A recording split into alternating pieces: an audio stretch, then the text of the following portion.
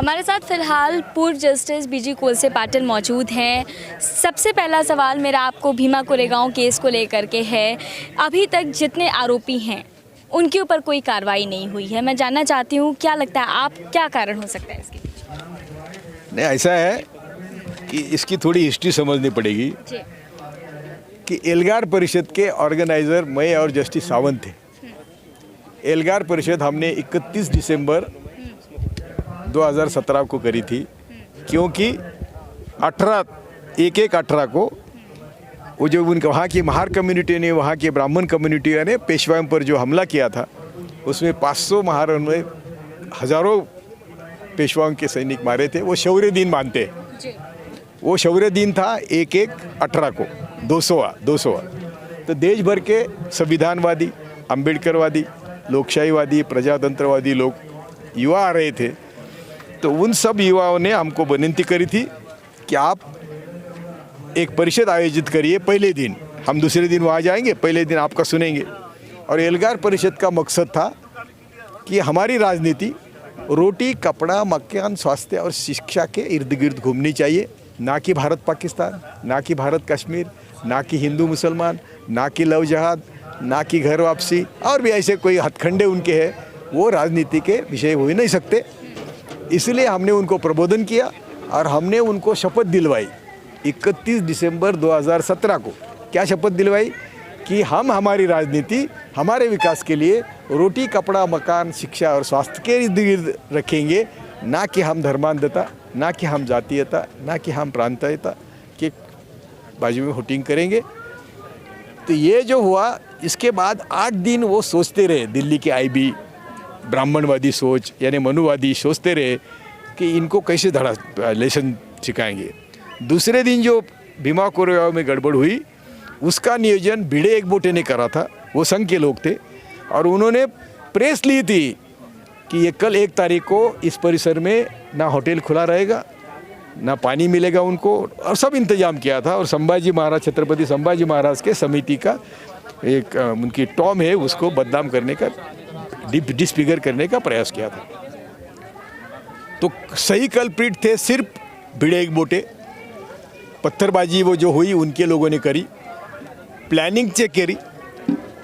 देश का आईबी, राज्य का आईबी, सब सीएम, ये सब उनके थे, तो भी उनको मालूम नहीं हुआ कैसी गड़बड़ होने वाली है।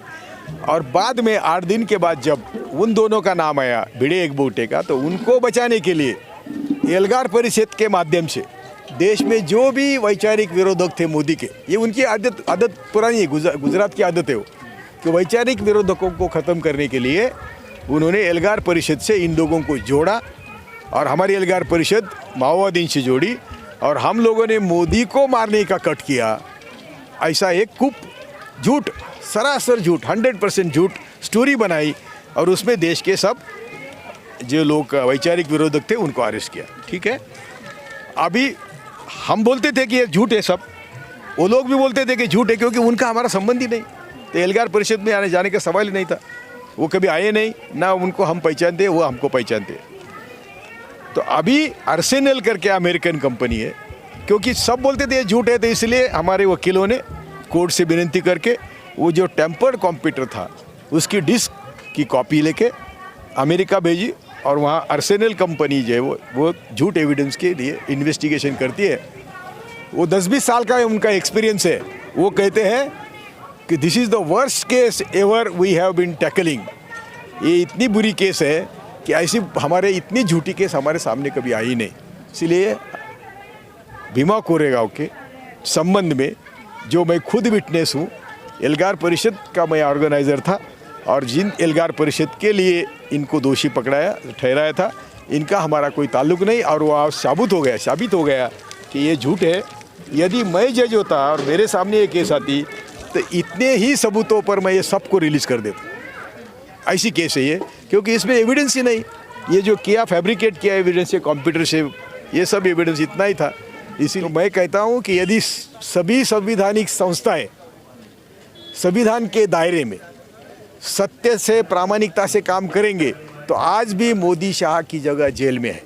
जय भारत। वॉशिंगटन पोस्ट की एक रिपोर्ट के अनुसार ये तो वही कर दिया वाशिंगटन, गया है तो वही गलत सबूत प्लांट किए गए, लेकिन उनके खिलाफ कोई कार्रवाई नहीं हुई है और गलत सबूत भी। इसके अलावा जो एक्टिविस्ट हैं, जो लेफ्टिस्ट हैं, या फिर आप ह्यूमनिस्ट की बात कर लें, उन लोगों को जो है उन लोगों पे केस दायर किए, उन्हें अंदर कर दिया गया। तो क्या लगता है आपको कि इसके पीछे कोई क्रोनोलॉजी है क्या? क्रोनोलॉजी है, वो शाह को मालूम है। क्रोनोलॉजी ये है कि देश के वैचारिक विरोधों खत्म करे, यानी संघीय विचारों को विरोध, जहरीली संघीय विचार, मैं हमेशा कहता हूँ कि जहरीली संघीय विचारों के विरोध करने वाले को ख़त्म करे, सरकार के खिलाफ कोई न रहे। और देखो अभी संविधान के दायरे में रहकर दिखाकर इन्होंने डिक्टेटरशिप देश में आज चलाई है, ये डिक्टेटरशिप है।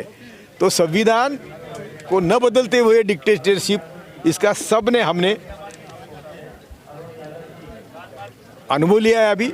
तो हम सब मिलके सरकार के साथ असहकार करें। असहकार का आंदोलन 30 दिसंबर 1920 में नागपुर से शुरू हुआ था। उसमें अपील किया था कि जो जज है, जो वकील है, सबने उस छोड़ देना चाहिए। आज मैं आपके माध्यम से अपील करता हूं कि मोदी शाह को हटाना इतना आसान रहा नहीं। उन्होंने सब संस्थाएं कब्जे में कर ली है, मीडिया उनके कब्जे में है, देश का सच लोगों के पास जा नहीं रहा है। तो हम सब, यानी हम हर दिन जो टैक्स देते हैं बंद करो देने का। गांव-गांव एक होता है, तो हम ना रेवेन्यू देंगे, हमारे सब बैंक के पैसे वापस लेंगे, हमारे LIC के पैसे वापस लेंगे, तो सरकार थर्रार जाएंगी।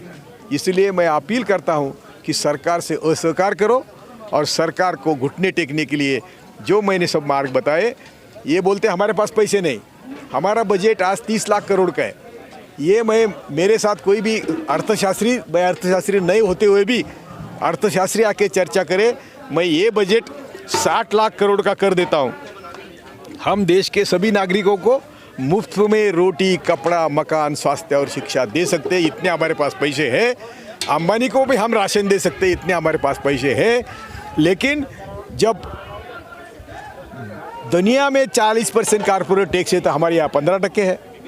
दुनिया में वेल टैक्स 5%, 10% है, हमारे यहाँ 0 टैक्स है। ये 2-3 टैक्स बढ़ाए तो भी हमारा बजट 60 लाख करोड़ का होता है और हम सबको सुखी रख सकते हैं। एक आखिरी सवाल है मेरा आपसे। एक बहुत सिलसिलेवार तरीके से हमें नज़र आता है, आपने भीमा कोरेगांव का पूरा केस देखा है, वहाँ पत्थरबाजी होती है। उसके बाद यहाँ गाजीपुर बॉर्डर की बात कर ले तो यहाँ पर सरकार की ही MLA जो जिनकी बीजेपी सरकार के MLA यहाँ लिफ्ट लेकर के आ जाते हैं। सिंघू बॉर्डर पर पत्थरबाजी होती है। तो क्या आपको नहीं लगता कि ये सारे लोग जो है वो कहीं ना कहीं आपस में कनेक्टेड हैं? मैं तो दोपहर में यही बात करी कि बाबरी मस्जिद से इतिहास लेंगे हम। बाबरी का फ़ायदा किसको हुआ? लाल किले पर जो गया ऊपर, फ़ायदा किसको हुआ? ये जो पत्थरबाजी हो रही है, फ़ायदा किसको हो रहा है? तो जिसको फ़ायदा हो रहा है वो पत्थरबाजी कर रहा है। बाबरी से बाबरी, गोधरा वाया अहमदाबाद, पठानकोट, उरी, पुलवामा, बालाकोट, लाल किला और पत्थरबाजी, ये सब जो जिसको फ़ायदा हुआ उसने करा। इसके लिए क्या तर्क की ज़रूरत है? ये तो तर्क की बात है।